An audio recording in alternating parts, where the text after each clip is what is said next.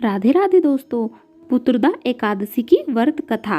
महाराज युधिष्ठिर ने पूछा, हे भगवान, आप कृपा करके ये बतलाए कि पोक शुक्ल एकादशी का क्या नाम है, उसकी विधि क्या है और उसमें कौन से देवता का पूजन किया जाता है। भक्तवत्सल भगवान श्री कृष्ण बोले, हे राजन, इस एकादशी का नाम पुत्रदा एकादशी है। इसमें भी नारायण भगवान की पूजा की जाती है। इस व्रत चर और अचर संसार में पुत्रदा एकादशी के व्रत के समान दूसरा कोई व्रत नहीं है। इसके पुण्य से मनुष्य तपस्वी, विद्वान, लक्ष्मीवान होता है। इसकी मैं एक कथा कहता हूँ, सो तुम ध्यान पूर्वक सुनो। भद्रवावती नामक नगरी में एक सोकुतुमान नाम का एक राजा राज्य करता था। उसके कोई पुत्र नहीं था। उसकी स्त्री का नाम सव्या था। वह निपुत्री होने के कारण सदैव चिंतित रहती करती थी। राजा के पितर भी रो रो कर पिंड लिया करते थे और सोचा करते थे कि इसके बाद हमको कौन पिंड दान देगा।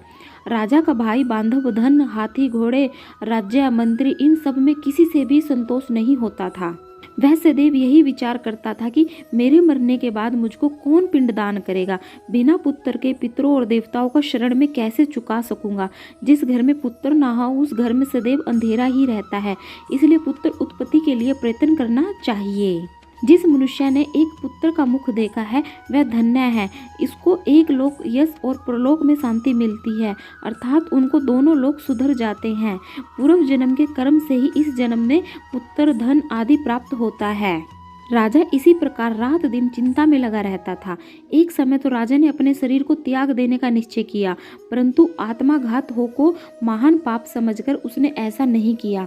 एक दिन राजा ऐसे ही विचार करता हुआ अपने घोड़े पर चढ़कर वन को चल दिया तथा पक्षियों और वृक्षों को देखने लगा। उसने देखा कि वन में मृग, व्राग, सुअर, सिंह, बंदर, सर्प आदि सब भ्रमण कर रहे हैं। हाथी अपने बच्चों और हथनियों के बीच घूम रहा है। इस वन में कहीं तो गीदड़ अपने कर्कश स्वर में बोल रहे हैं और कहीं उल्लू ध्वनि कर रहे हैं। वन के दृश्यों को देखकर राजा सोच विचार में लग गया।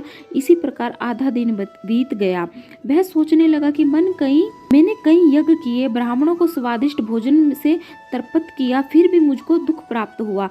क्यों? राजा प्यास के मारे अत्यंत दुखी हो गया और पानी की तलाश में इधर उधर फिरने लगा। थोड़ी दूरी पर राजा ने एक सरोवर देखा। उस सरोवर में कमल खिले थे तथा सारस, हंस, मगरमच्छ आदि विहार कर रहे थे। उस सरोवर के चारों तरफ मुनियों के आश्रम बने हुए थे।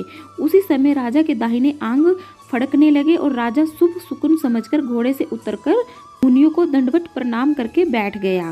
राजा को देखकर मुनियों ने कहा, हे राजन, हम तुमसे अत्यंत प्रसन्न हैं। तुम्हारी क्या इच्छा है सो कहो। राजा ने पूछा, महाराज, आप कौन हैं और किस लिए यहाँ आए हैं, कृपया करके बताइए।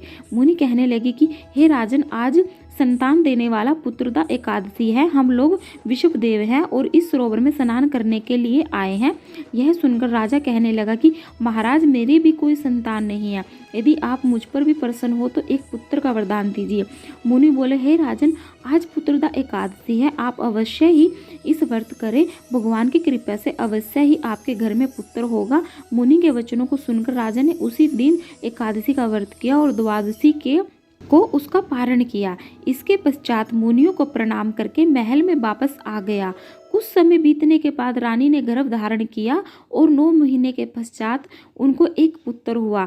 वह राजकुमार अत्यंत सूरवीर, यशस्वी और प्रजापालक हुआ। श्री कृष्ण बोले, हे राजन, पुत्र की प्राप्ति के लिए पुत्रदा एकादशी का व्रत करना चाहिए।